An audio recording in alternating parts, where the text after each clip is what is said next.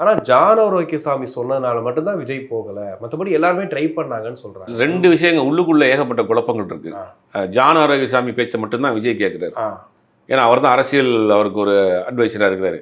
அடுத்த கட்ட நிர்வாகிகள் மத்தியில் வந்து ஒரு சின்ன ஒரு கேப் இருக்குது, அவங்களுக்குள்ளே ஒரு கோஆர்டினேஷன் கிடையாது. இப்போ என்னென்னா புஷி ஆனந்தவே வந்து கட்சியுடைய பொதுச் செயலாளராக எடுத்துகிட்டு புதுச்சேரி பகுதி தலைவராக போகிறது தான் பிளான். இப்போ அவங்க அப்படி தான் பிளான் பண்ணாங்க. போட்டால் மன்றம் வந்து கதிகலங்கி போகும் அப்படிங்கிறதுனால தான் இப்போ வச்சுருக்காங்க. மிக விரைவில் அதுவும் நடக்கிறதுக்கு வாய்ப்பு இருக்குது. புஷி ஆனந்த புதுச்சேரி மாநில தலைவராக போட்டு அவர் அப்படியே ஒதுக்கிட்டு வேற ஒருத்தரை எஸ்எஸ்சியை கொண்டு உள்ள வைக்கலாம்.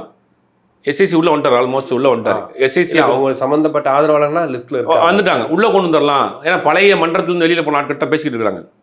ஆரம்ப காலத்தில் விஜய் மன்றத்தில் இருந்த ஆட்கள் தான் பேசிக்கிட்டு இருக்காங்க, அனுபவமாக இந்த ஆட்கள் தான் பேசிகிட்டு இருக்காங்க. அந்த ஒட்டுமொத்தமாக மாற்றலான்னு. ஆனால் உடனே புஷி ஆனந்த் தூக்குனா இப்போ என்னென்னா மன்றத்துக்குள்ளே பெரிய ஒரு சலசலப்பாயிருன்றதுனால தான் புஷி ஆனந்தை டம்மியாக போட்டுட்டு ஆக்டிவாக செயல்படக்கூடிய ஆட்களாக அடுத்தடுத்து போட்டிருக்காங்க. இல்லை சார், மதுரைக்கு போயிருக்காரு, பயங்கர உற்சாக வரவேற்பு அப்படி இப்படிலாம் சொல்லி நியூஸ். இல்லை அப்படித்தான் இருக்கும், அப்படித்தான் வெளியில் காமிச்சிக்கிடுவாங்க.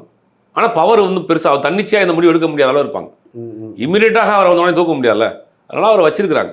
இப்போ 2வது கேட்டீங்க, கரூருக்கு எங்களை போக விடலை, நான் வந்து அந்த ஊரோட என்ட்ரன்ஸ்லேயே ரூம் போட்டு படுத்து கிடந்தேன்னு ஒருத்தர் சொன்னார். ஏன் இன்னைக்கு வரைக்கும் ஆதவர்ஜி நான் கைது பண்ணல, புஷி ஆனந்தை கைது பண்ணல, நிர்மல்குமாரை கைது பண்ணல, முன்ஜாமீன் கேட்டீங்க அப்ளை பண்ணீங்க, முன்ஜாமீன் ஏன் கேன்சல் ஆச்சு? இவர்களுக்கு பின்னாடி பாஜக இவர்களுக்கு பக்கபலமாக இருக்குது, முழுவதுமாக அவங்களுடைய கட்டுப்பாட்டில் போயிட்டாங்க.